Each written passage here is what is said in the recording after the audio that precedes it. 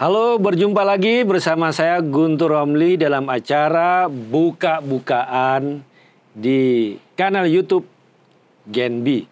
Bangsa-bangsa di Asia Afrika ini harus dibebaskan karena Bung Karno percaya bahwa kemerdekaan manusia, revolusi itu belum selesai apabila masih ada penindasan atau penghisapan seorang manusia terhadap manusia lainnya dan juga sebuah bangsa terhadap bangsa lain. Jadi atas dasar itulah konferensi Asia Afrika diselenggarakan di Bandung. Pada akhirnya memang Bung Karno, Indonesia dalam hal ini lebih condong dekat dengan Uni Soviet. Yang ternyata hebatnya Bung Karno, hebatnya Indonesia saat itu, selesai konferensi bukan juga selesai, tapi diikuti dengan langkah konkret dalam sebuah gerakan yang tidak hanya G2G, tidak hanya pemerintah negara di level state, tapi juga di level masyarakat sipil.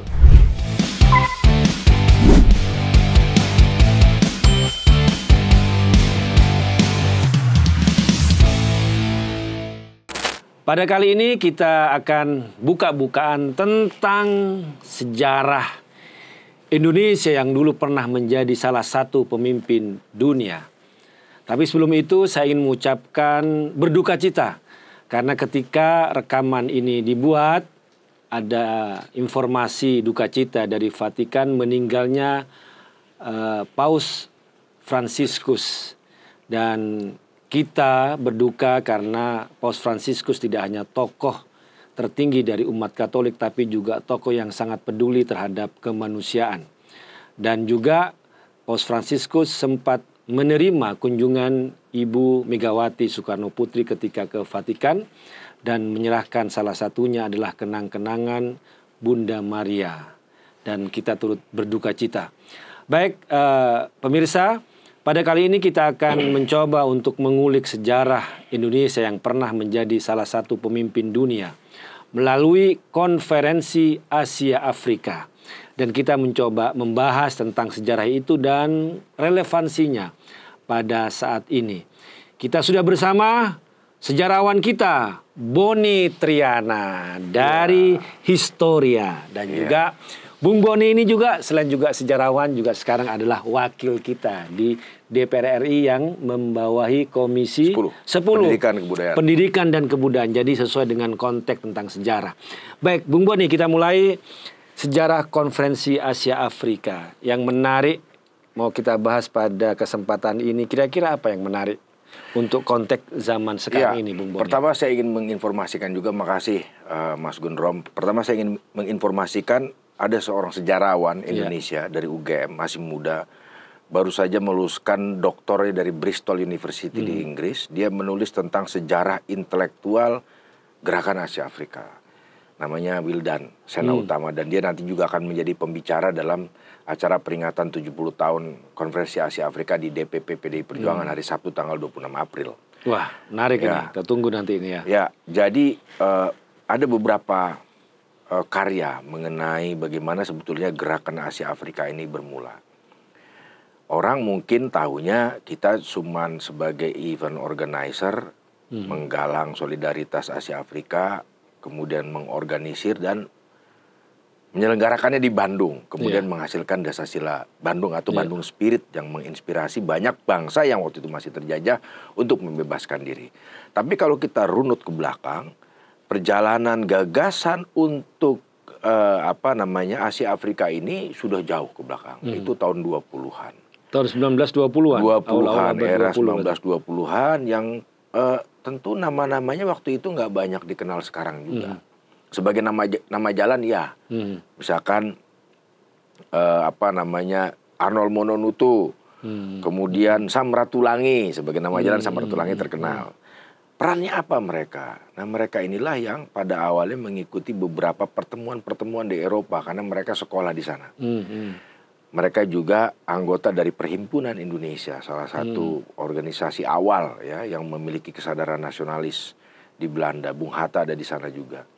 Waktu itu ada banyak sekali mahasiswa dari Asia yang belajar ke Eropa ya, yang kemudian saling bergaul berbagi kisah tentang penderitaan pada bangsanya masing-masing, sehingga menimbulkan kesadaran, menimbulkan satu perasaan solidaritas bahwa mereka satu nasib, orang-orang Asia ini yang dijajah oleh bangsa Barat.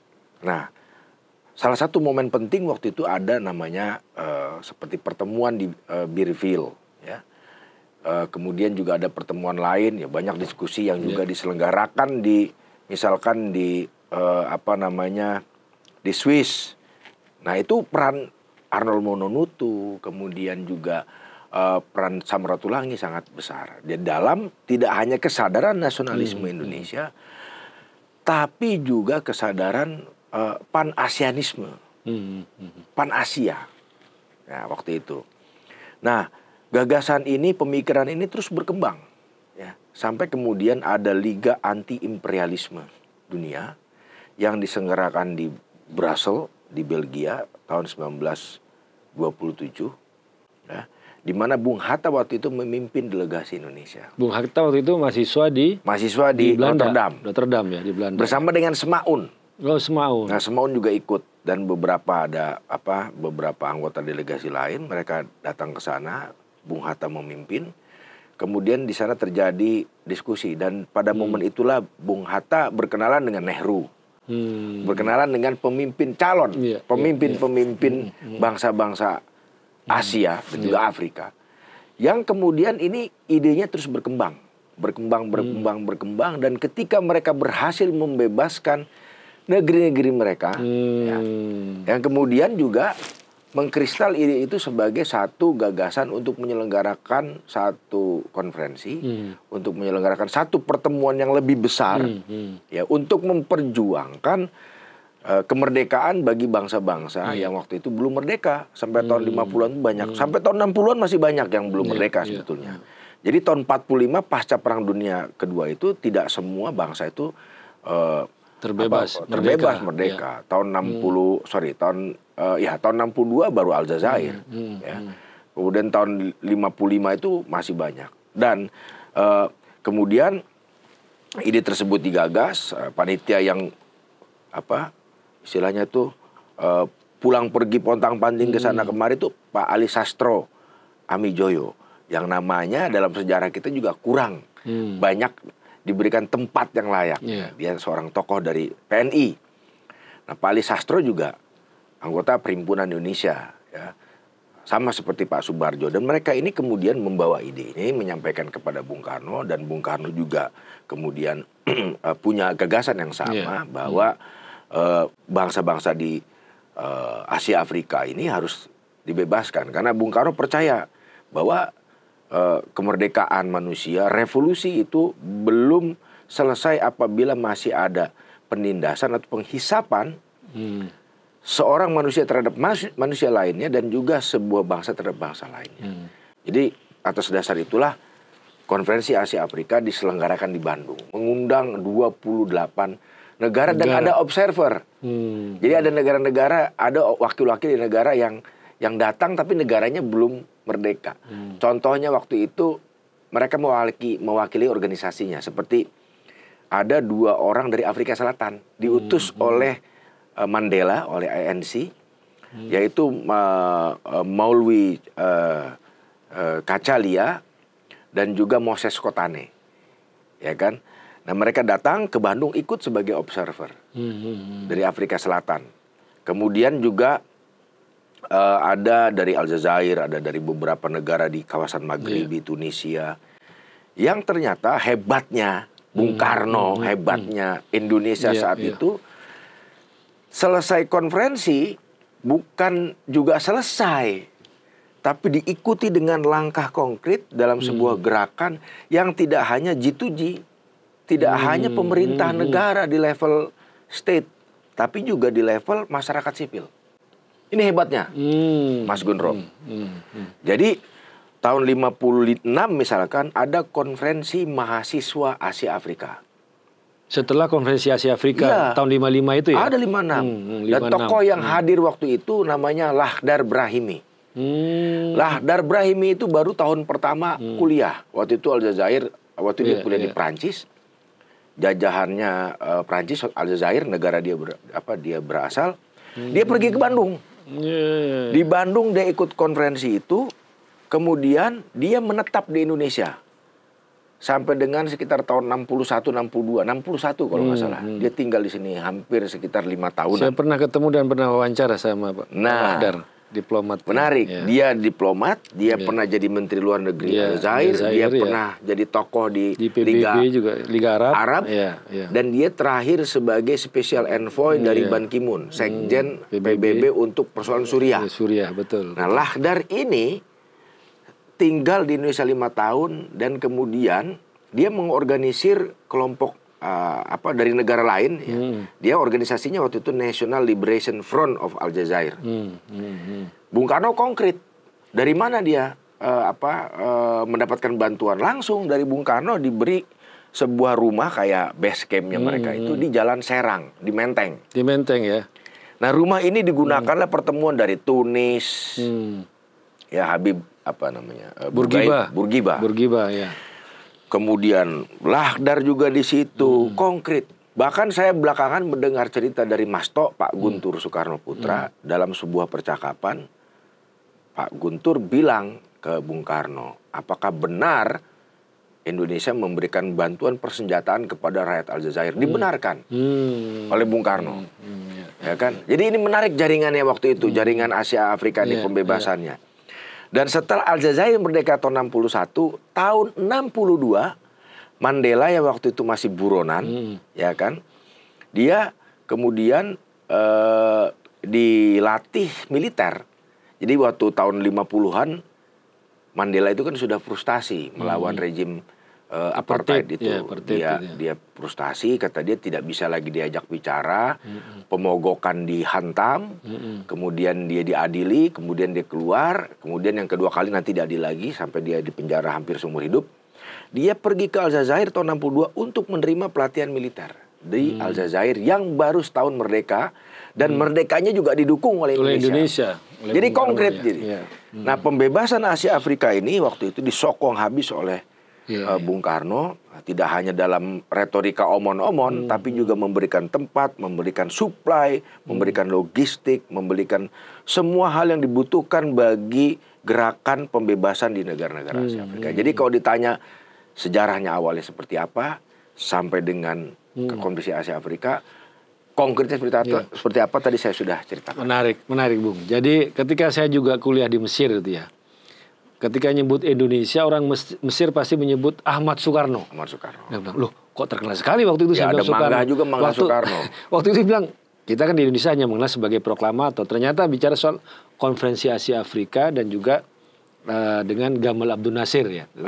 Nasir. Kemudian di Aljazair ya itu juga ada tokoh intelektual namanya Malik bin Nabi. Betul. Dia juga bicara soal independensi, soal kemerdekaan kebudayaan, kemerdekaan dari penjajahan, termasuk dia merujuk kepada konferensi Bandung. Dan itu disebut dalam tulisan-tulisan Malik bin Nabi. Jadi bagaimana pengaruh konferensi Asia Afrika, meskipun waktu tokoh yang memang yang muncul adalah nama Bung Karno karena presiden, ternyata Bung Boni juga sudah memberikan runut sejarah dari tahun 1920-an dan banyak sekali tokoh-tokoh di situ yang terlibat. Ada solidaritas orang-orang dari Asia. Termasuk kalau kita, Bung Karno pernah nyebut ada satu buku Stondak tentang kulit berwarna ya. Stondak itu kan. Bicara bagaimana orang-orang kulit berwarna ini bicara soal nasib, soal kemerdekaan, dan ternyata menarik juga di situ bahwa tidak hanya konferensi omon-omon, tapi ada konkret. Ada konkretnya, karena Bung Karno begini, Mas Gundrom. Iya, gimana? Jadi waktu itu dunia dalam situasi perang dingin pasca Perang Dunia Kedua, ya kan? Nah, di dalam keadaan perang dingin itu Bung Karno cemas karena akan mengarah kepada Perang Dunia Ketiga yang dampak kehancuran mungkin lebih hebat daripada dunia pertama dan kedua. Karena apa? Baik blok timur maupun blok barat sama-sama punya nuklir. Dan itu dampak kerusakannya Amerika dan Uni Soviet. Amerika dan Uni Soviet. Ya, dan satelitnya. Kemudian Bung Karno menentang bom hidrogen. Waktu itu Amerika baru saja menciptakan bom hidrogen yang efek kehancuran lebih hebat daripada bom atom yang dijatuhkan di Jepang. Nah, Bung Karno lawan itu. Nah, bagi Bung Karno adalah penting bagi kedua blok ini hidup berdampingan secara damai. Dan itu juga pemikiran misalkan dari Nikita Khrushchev yang mengemukakan tentang peaceful coexistence. Yang kemudian diamplifikasi lagi oleh seorang filsuf dari Inggris yang kemudian berkawan sama Bung Karno. Dia Bertrand Russell namanya. Saya tadi coba ingat namanya Bertrand Russell. Dia menulis tentang peaceful coexistence itu. Karena untuk menyikapi bahaya perang dunia ketiga dua blok ini. Namun Bung Karno punya pemikiran lain. Kata Bung Karno, oke, antara blok timur dan barat ini harus peaceful coexistence. Tapi di dunia ini juga terbagi dalam dua kutub lain. Jadi ada 4. Apa? Utara selatan. Former colonizer, negara-negara bekas penjajah yang masih melakukan penjajahan atau masih menjajah, dan negara-negara jajahan. Nah, untuk negara penjajah dan negara jajahan tidak bisa peaceful coexistence. Dia harus melawan. Dia harus mengorganisir diri. Dia harus melakukan penggalangan solidaritas di antara mereka untuk membebaskan diri mereka, dan itu tidak bisa peaceful coexistence. Itu pikiran Bung Karno yang kemudian juga diadopsi di dalam Asia Afrika.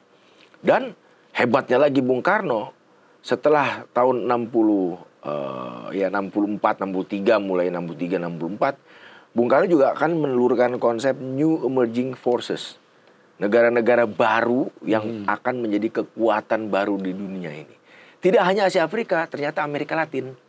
Maka rencananya waktu itu mau mengadakan konferensi trikontinental sebagai kelanjutan dari konferensi Asia Afrika ya. Ya, waktu itu juga sempat diselenggarakan tahun 65 di Havana, di Kuba. Tapi ada sesuatu yang terjadi di Indonesia, peristiwa 65 Oktober, sehingga ya banyak juga negara-negara yang terjadi kudeta. Jadi banyak kubu atau kelompok politik yang disponsori oleh Amerika mengalahkan kubu-kubu progresif yang pada akhirnya gerakan ini mati sendiri. Ya, kita kenal ada non-blok, tapi tidak lagi bisa dilihat sebagai kekuatan dunia, kekuatan negara-negara yang kuat. Nah, ini yang menarik, Bung. Saya mau masuk ke situ, yang gerakan non-blok ya. Kalau Arabnya Adamul Inhiyas ya. Kita belajar sejarahnya itu kan. Nah, karena Indonesia atau Bung Karno dan beberapa negara itu tidak mau ke blok barat atau blok timur, kan pada akhirnya kan ini dicurigai, ini mau jadi kekuatan baru, akhirnya menjadi atau dianggap sebagai ancaman oleh kedua belah pihak, baik barat atau timur, sehingga terjadi ya suatu politik ya seperti 65. Nah, Bung lihatnya gimana itu?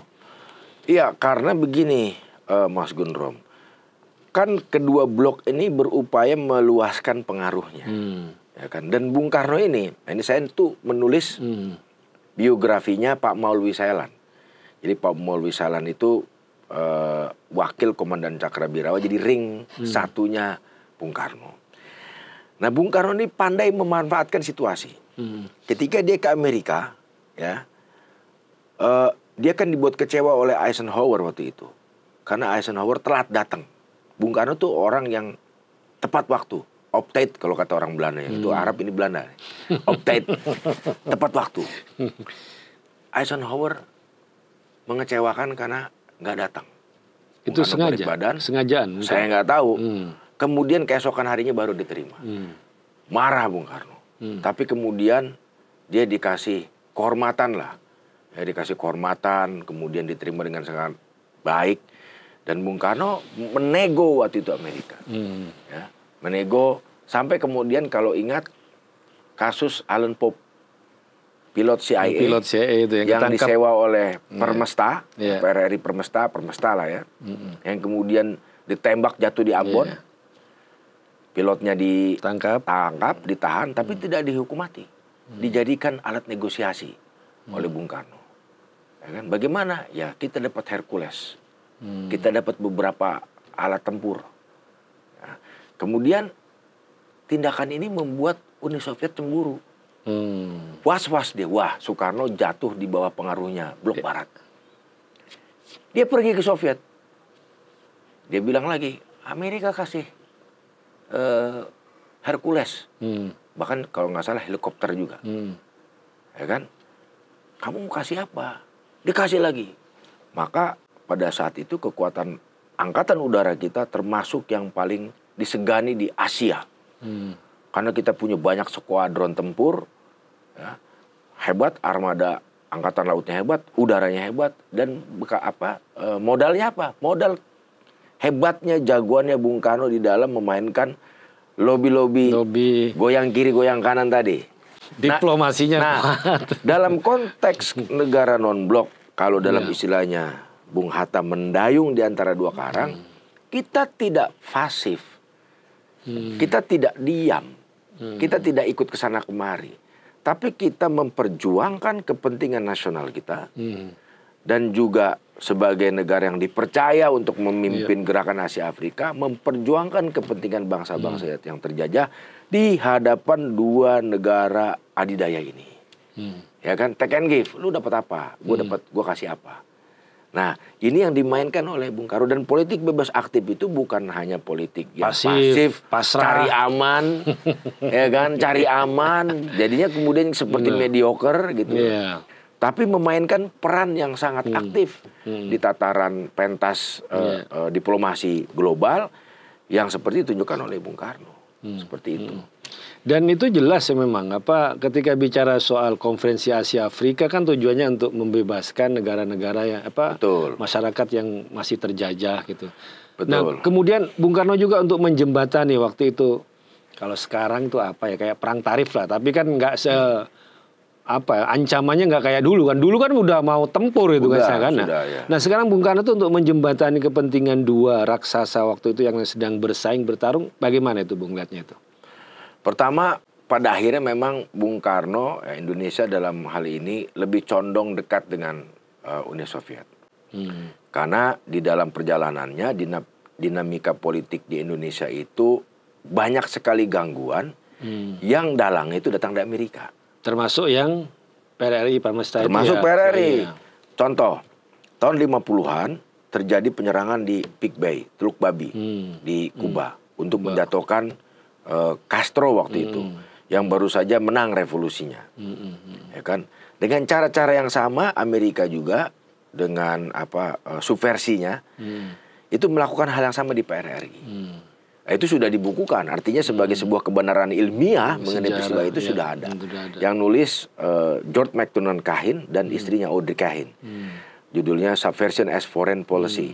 Jadi politik subversif sebagai politik luar negerinya Amerika dalam kasus PRRI. Melihat kenyataan-kenyataan itu, Bung Karno tidak happy dong. Amerika coba apa nih? Ya kan, waktu itu kan Truman, Presiden Amerika, kan punya doktrin Truman. Apabila sebuah negara di Asia, lebih spesifik lagi di Asia Tenggara, jatuh ke tangan komunisme, maka teori domino Asia, maka negara yang lain juga akan satu persatu akan mengikuti. Nah, kecemasan-kecemasan itu ada di pihak Amerika, tapi pada kenyataannya politik ini juga kan soal seni mempergunakan kesempatan, ya kan? Seni mempergunakan celah di mana kepentingan kita bisa dapat. Nah, dengan Soviet waktu itu secara pragmatis gitu ya, kita dapat banyak gitu. Nah, lama-lama kemudian makin dekat. Tapi ini juga ada konteks historisnya nih. Ada konteks historis, konteks pemikirannya juga Bung Karno seperti apa yang perlu dijelaskan. Kalau enggak nanti kita separuh-separuh memahaminya. Nah, jadi kemudian dia makin condong, makin dekat dan menerima banyak bantuan yang Bung Karno katakan sendiri di dalam autobiografinya ya tanpa pamrih gitu kan.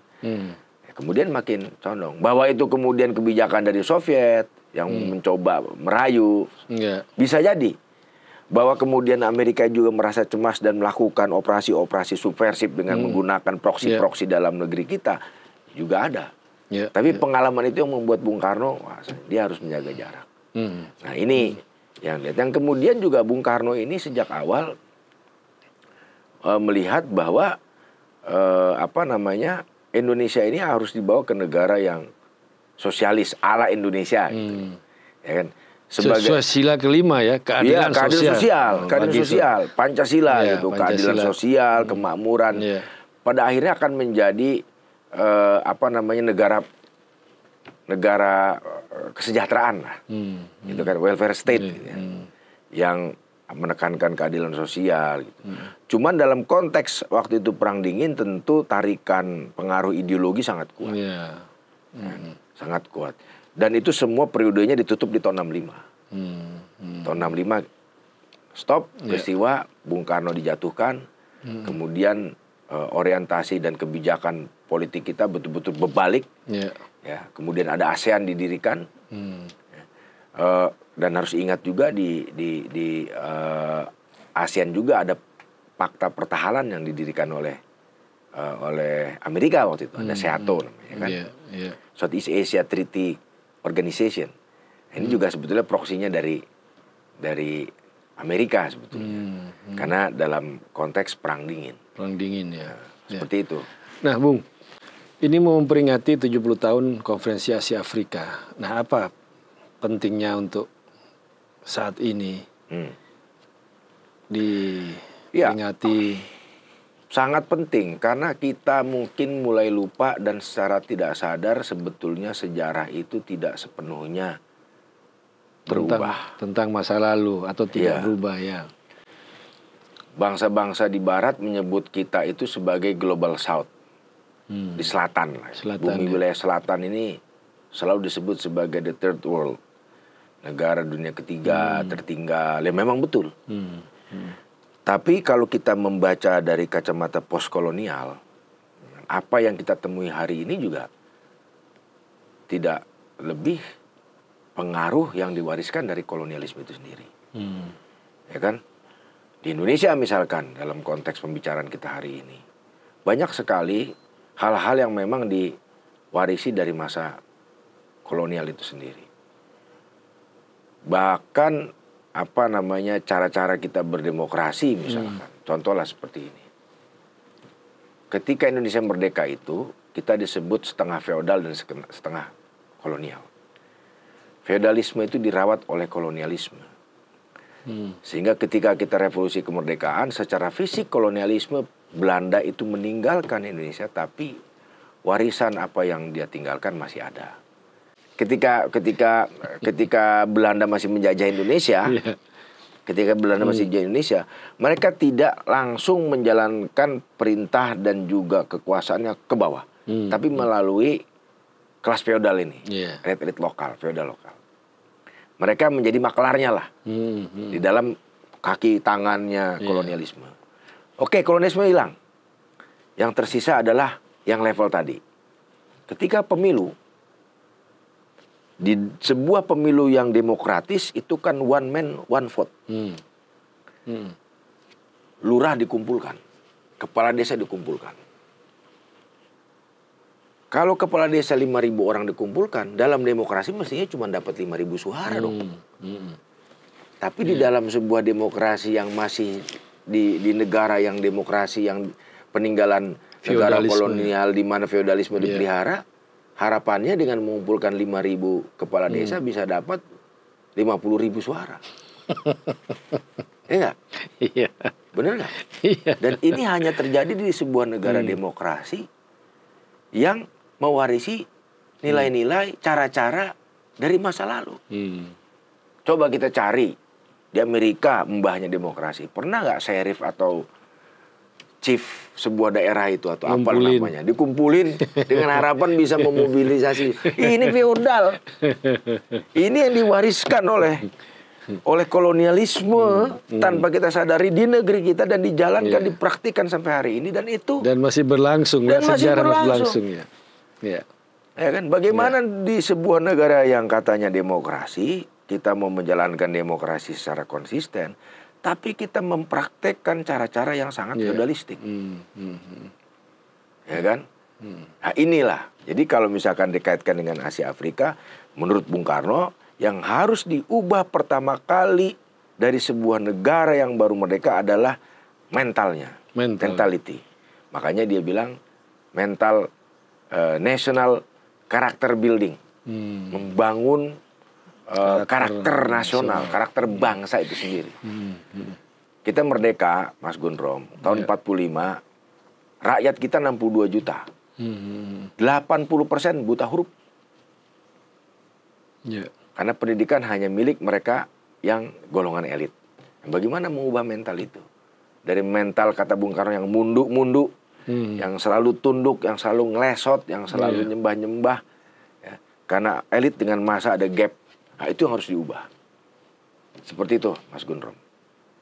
Jadi itu yang bisa misalnya ajaran dari Trisakti Bung Karno ketika bicara soal kemandirian dalam politik, dalam ekonomi, dan berkepribadian dalam kebudayaan ya. Karena saya juga teringat apa yang juga ditulis oleh Malik bin Nabi itu, seorang intelektual dari Aljazair ketika bicara soal istikmar, soal penjajahan, kata dia itu, suatu bangsa itu bisa dijajah bukan karena mereka hanya lemah, tapi istilahnya qobiliyatun lil istikmar. Bahwa dia bijasa karena tidak memiliki karakter kemandirian. Saya kira masuk di situ, Bung ya. Ya, ada lagi tambahan, Bung? Saya kira cukup. Terima kasih Bung Boni. Kita nanti ketemu lagi di acara juga peringatan 70 tahun Konferensi Asia Afrika ya. Baik, terima kasih sudah mendengarkan podcast buka-bukaan di Genbi. Kita jumpa pada kesempatan yang akan datang. Mereka.